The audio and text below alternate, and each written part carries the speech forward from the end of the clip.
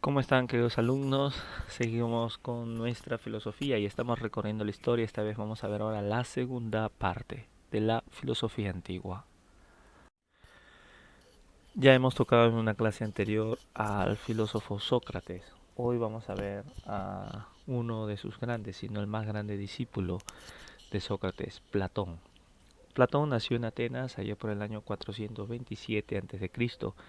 Era hijo de Aristón y Peritione, que procedía de una de las familias más antiguas y nobles del país griego. El suceso más importante en su formación intelectual fue su encuentro con Sócrates, del que fue discípulo durante 8 años. La influencia de Sócrates, de la que hablaremos más adelante, se muestra en la misma forma externa de los escritos platónicos, los diálogos que en un principio Platón dedicaba a presentar a su maestro. Los textos que conservamos de Platón mucho habla de Sócrates, de su filosofía, de su método, la famosa mayéutica, de cómo llegaba a sus alumnos. Lo veremos a continuación. En el año 387 a.C., Platón funda su escuela llamada la Academia. Esta institución dedicada a la enseñanza tomó el nombre de su emplazamiento, es decir, un lugar a escasos 2 kilómetros de las murallas de la ciudad, consagrado al héroe Academos. De ahí viene su nombre, la Academia. La filosofía de Platón ha sido y es muy conocida por intelectuales antiguos y actuales, pero digamos así, la parte más conocida de Platón es por su alegoría a la caverna o el mito de la caverna, que ya lo habíamos estudiado antes, o al menos lo hemos mencionado.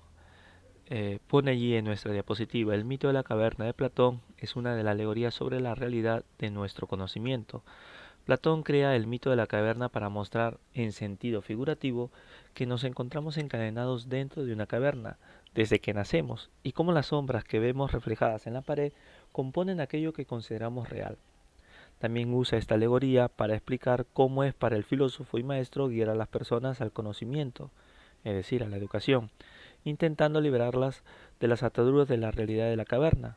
Según este filósofo, la gente llega a sentirse cómoda en su ignorancia y puede oponerse incluso violentamente a quienes intentan ayudarles a cambiar. El mito de la caverna se encuentra en el libro séptimo de la obra República de Platón, escrita ya por el año 380 a.C., y la importancia general también la encontramos de dicho mito en su obra La República. El mito de la caverna es un diálogo escrito por este filósofo Platón, en el que su maestro Sócrates y su hermano Glaucón hablan sobre cómo afecta el conocimiento y la educación filosófica a la sociedad y a los individuos. Es decir, este mito nace en la obra de Platón y escribe cómo Sócrates dialoga con su hermano Glaucón.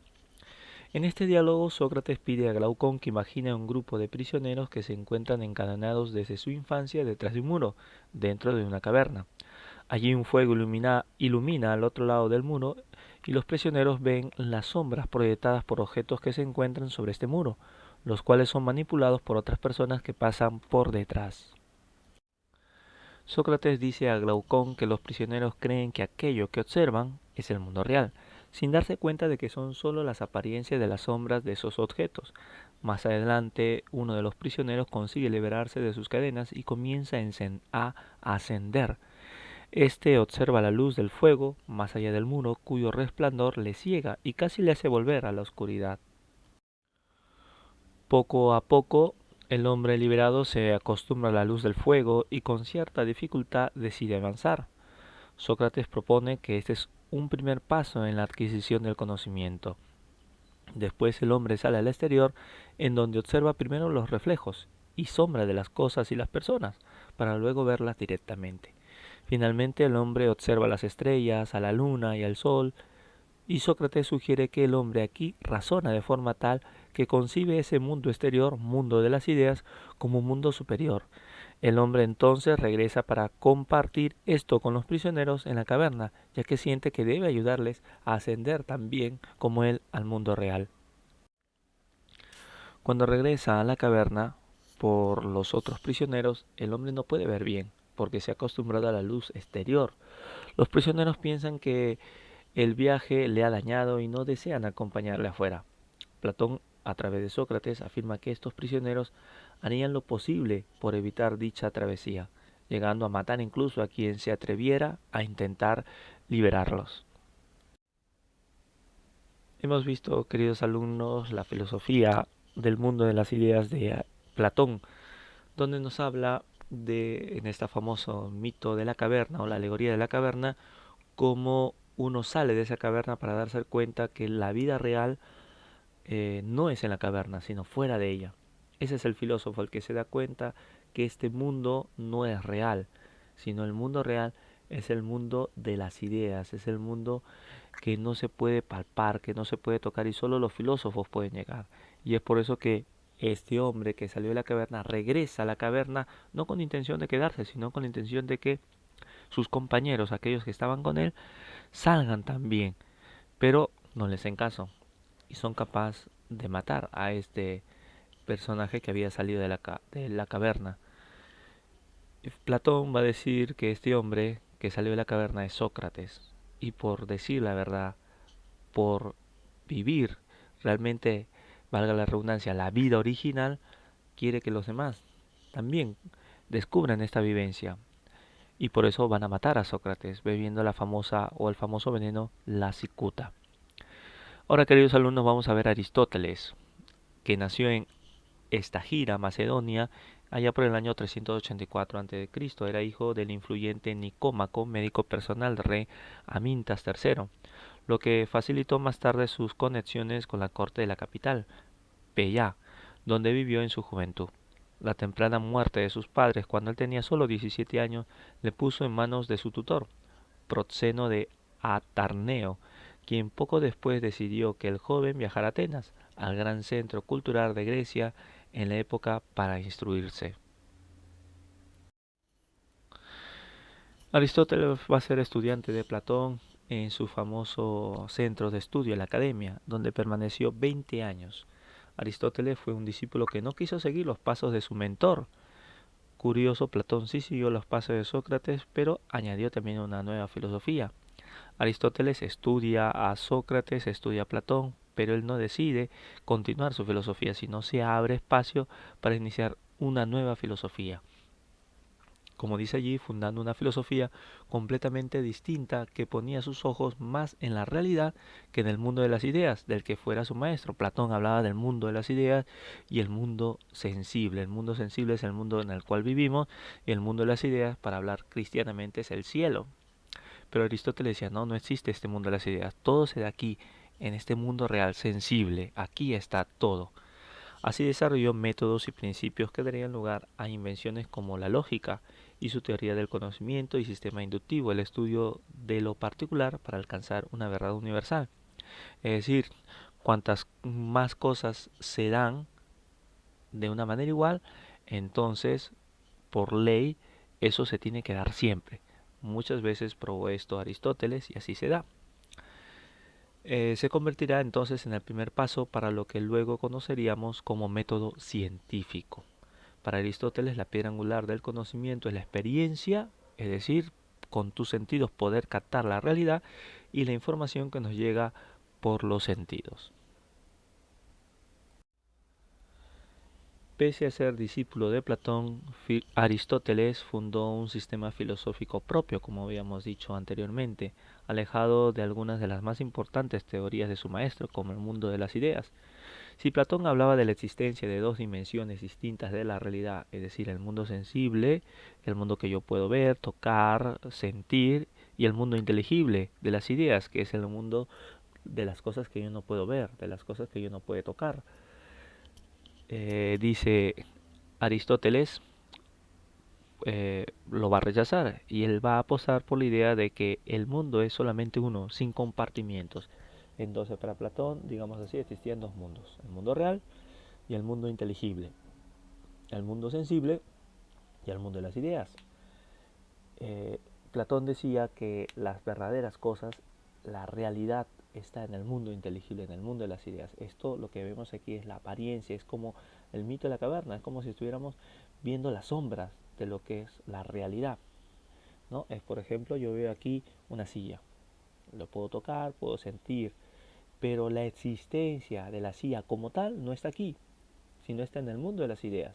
Y es ahí donde yo tengo que esperar, porque ahí encuentro la perfección de las cosas. Aquí la silla se despinta, se raya, se rompe, se quema, se malogra, se destruye. En el mundo de las ideas la silla es eterna, no sufre esas variaciones. Por lo tanto, allí es donde tenemos que aspirar. Aristóteles decía no. Aristóteles hablaba de un solo mundo. Aquí está la silla, y esta silla, si bien es cierto, se desgasta, si bien es cierto, se pinta de un color, se pinta de otro, se puede quemar alguna parte, etcétera, pero la esencia de aquello que le hace silla se mantiene inmutable. Es decir, es como decir el alma. Tú puedes sufrir muchas variaciones físicamente, pero tu alma está intacta. Igual, no es que Aristóteles aplique ese término a las cosas, alma, no. Las cosas no tienen alma para Aristóteles, pero él le llama la esencia, aquello que le hace ser silla, se mantiene. Así como hemos visto un taquito de la filosofía de Platón con el mito de la caverna, vamos a ver ahora un taquito, algo chiquito, sobre la filosofía de Aristóteles. Él hablaba del motor inmóvil. Dice, para Aristóteles, todo aquello que se mueve es movido a su vez por una causa, y así sucesivamente. Por tanto, ha de existir algún tipo de motor en el inicio, algo que no sea movido por nadie y que sea lo que desencadene el proceso. Es decir, es como, no sé si ustedes, queridos alumnos, han jugado el dominó, si ponen las fichas delante, o paradas, perdón, una tras otra, si mueves una fichita, esa fichita cae sobre encima de una y esa sobre otra y así sucesivamente hasta el final. Y lo puedes hacer con cualquier cosa, ¿no? Va cayendo, va cayendo, va cayendo. Entonces, alguien, para que caiga algo, ha tenido que haberlo impulsado alguien detrás y ese alguien detrás y así sucesivamente. Entonces, dice Aristóteles que tiene que haber algo que haya ocasionado todo eso, pero que no haya nadie detrás. No haya nadie que le vaya a ocasionar el movimiento, sino que él mismo causa. Y al mismo tiempo lo causa, pero sin moverse.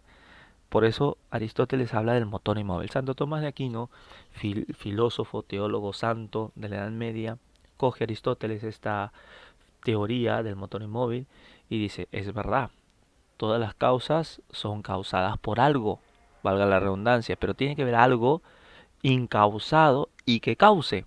Es decir, que nadie lo cause, que nadie produzca su movimiento, pero él pueda producir los movimientos a los demás sin él moverse.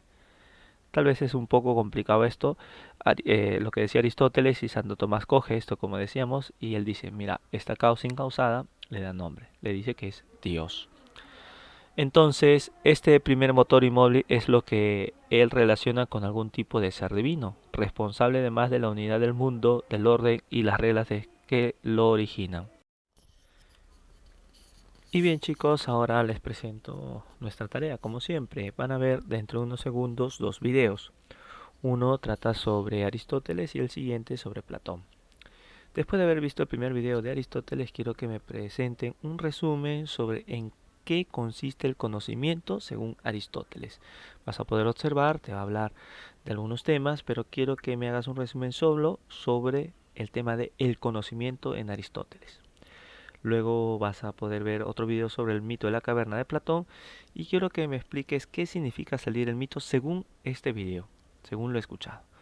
Como siempre me lo pueden mandar en un Word para poder yo revisar y ponerle su nota correspondiente. Ya nos vemos en nuestra siguiente clase.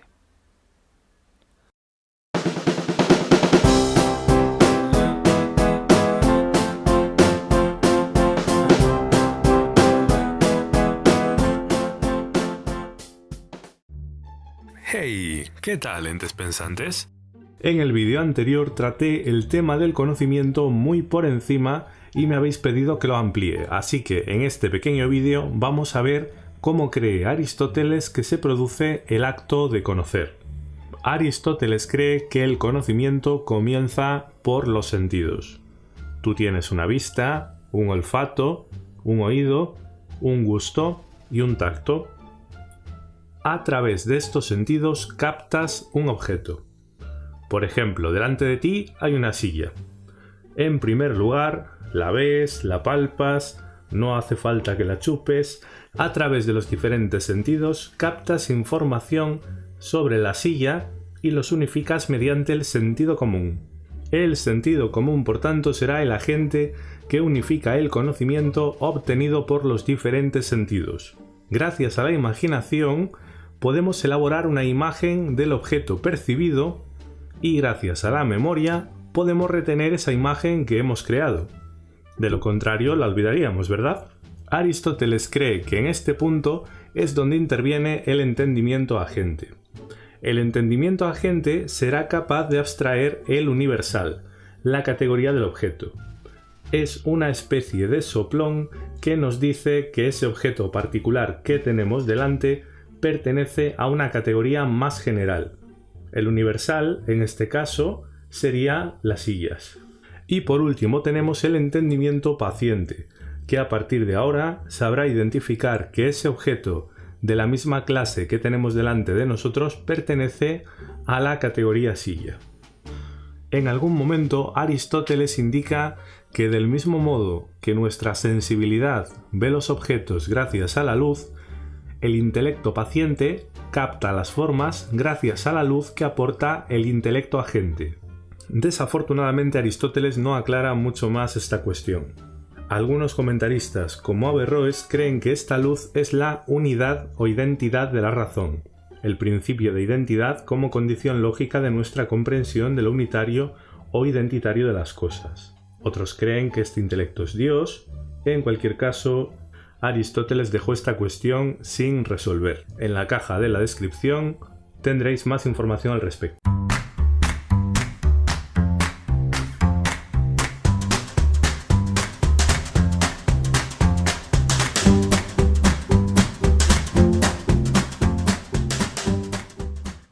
Hace ya unos largos 2400 años, Platón, uno de los grandes filósofos de la historia de la humanidad, escribió en su libro La República lo que conocemos como el mito de la caverna. Este mito, que es en realidad una alegoría, es una representación metafórica de la vida humana en un determinado sentido. En la alegoría se describe a varios prisioneros confinados dentro de una cueva desde su nacimiento, sin ningún conocimiento del mundo externo, atados de pies, manos y cabeza, de manera que no pueden moverse ni girar sus cabezas en ninguna dirección. Tan solo pueden mirar hacia la pared que se encuentra enfrente. Detrás se encuentra un pequeño muro y detrás de este una hoguera. Las personas del exterior a veces se pasean por la caverna caminando entre el muro y el fuego, llevando con ellos todo tipo de objetos, de modo que el fuego hace que sus sombras se proyecten sobre la pared a la que miran los prisioneros. Estos, al no conocer otra cosa, creen que dichas sombras son las formas reales del mundo, su mundo. Un día, uno de los prisioneros es liberado y llevado fuera de la cueva. Al principio, el drástico cambio entre oscuridad y luz le produce ceguera temporal, desorientándole por completo e impidiéndole ver con claridad las formas reales del mundo exterior. Tras unos segundos de habituamiento, el exprisionero empieza a recuperar la visión poco a poco, comenzando a vislumbrar las formas reales de las sombras proyectadas que hasta el momento había conocido. Al principio no da crédito de lo que ven sus ojos, pero cuando estos se han terminado de adaptar gradualmente, se da cuenta de que las formas reales son mucho más claras, su profundidad, su contorno, sus colores, los sonidos que producen. Ahora todo es real. El exprisionero regresa a la cueva para compartir este gran descubrimiento con sus compañeros, pero al entrar, sus ojos ya no están acostumbrados a la oscuridad, y de nuevo se queda temporalmente cegado sin poder ver las sombras proyectadas en la pared. Sus excompañeros prisioneros creen que el hecho de haber salido al exterior le ha vuelto completamente estúpido además de ciego, y se niegan violentamente a ser liberados. Esta historia es una alegoría de la vida de aquellas personas que buscan y encuentran la verdad. Los prisioneros son las personas que no se cultivan, los seres humanos ignorantes que dan por sentada su realidad y su única perspectiva. Las personas sin hambre de conocimiento y sin ambición de crecimiento, las personas que no se cuestionan. El sol es la luz de la razón y el conocimiento que hace brillar la vida. Y el rechazo de los prisioneros al exprisionero retornado es el rechazo que toda persona con conocimiento sufre cuando expone su sabiduría y verdad ante un mundo ignorante. Las personas no solo se sienten cómodas y confiadas en su ignorancia, sino que son hostiles hacia quienes lo señalan. Todos nacemos en la cueva, todos somos ignorantes al nacer, pero es nuestro deber y nuestra responsabilidad para con nosotros mismos explorar la manera de salir de nuestras cuevas, romper con nuestros paradigmas que son las cadenas que nos atan a la cueva, abandonar la falsa creencia de que nuestra verdad es la única y nuestra realidad es la única tangible. Muchas de las cosas que perseguimos, como la fama, el dinero, la belleza absoluta, la pareja perfecta o el trabajo de ensueño, son mucho menos reales de lo que creemos y a menudo son fantasmas proyectados sobre nuestras frágiles y erróneas mentes. Salir de la caverna significa abrir nuestra mente a nuevas perspectivas, respetar y aprender de la diversidad que nos ofrece la opinión. Se trata de aprender a escuchar, de no tratar de imponer nuestra verdad sobre los demás como haría un nazi, de experimentar con lo nuevo y cuestionar lo viejo, de ser humildes y ganar conciencia de que el conocimiento es infinito y nosotros no lo poseemos. Cada vez que aprendes algo, cada vez que abres los ojos para mirar en una nueva dirección, es imposible volver atrás. Ya no puedes cerrar los ojos y hacer como si no hubiera pasado nada. No puedes ponerte una venda y hacer como que tal aprendizaje nunca ha existido, porque una vez lo conoces, ya es parte de ti. Y cuando trates de ponerte la venda, te quemará, porque estarás tratando de engañarte a ti mismo. Todos contamos con falsos paradigmas, puntos de vista impuestos por las circunstancias de la vida, por la manera en la que hemos crecido, por nuestro entorno o incluso por la suerte que hemos tenido. Y ser consciente de la existencia de estos paradigmas es el primer paso para romper con ellos y darnos la oportunidad de contemplar las cosas desde puntos de vista que, aunque siempre han estado enfrente de nosotros, nunca nos habíamos detenido antes a mirarlos. Así que para empezar por algún lado, yo, que en ciertos aspectos ya he salido de la caverna, regreso hoy a ella para decirte que he estado ahí fuera y sé con toda certeza que tú eres capaz de todo.